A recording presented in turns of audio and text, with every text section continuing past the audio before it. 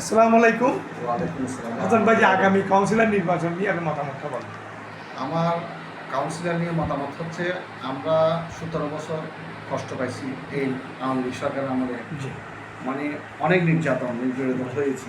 তারপরে আমি চাই আমাদের এমন একজন কাউন্সিলর আসুক, যিনি আমাদের এখানে যে পরিস্থিতি এখন বর্তমানে এখানে ঝাপটা, চাঁদাবাজ, জি আপনার এই নেশা, জি বাবা, এগুলো নিয়ে আমাদের পাতারঘাটায় কিন্তু একটু উচ্ছৃঙ্খলা অবস্থায় আছে।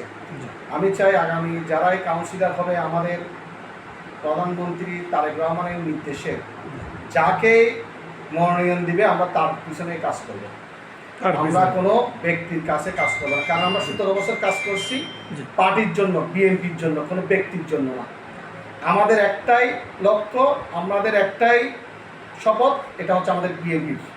আমরা কারো ব্যক্তি পূজা করার জন্য আমরা রাজনীতি করি না, আমরা শুধু রাজনীতি করি আমাদের বিএনপির জন্য। তাই আমি বলবো, আমাদের দেশ নায়ক মাননীয় প্রধানমন্ত্রী তারেক রহমান যাকে মনোনয়ন দিবে 34 নম্বর কাউন্সিলর হিসেবে, আমরা তার জন্য কাজ করবো।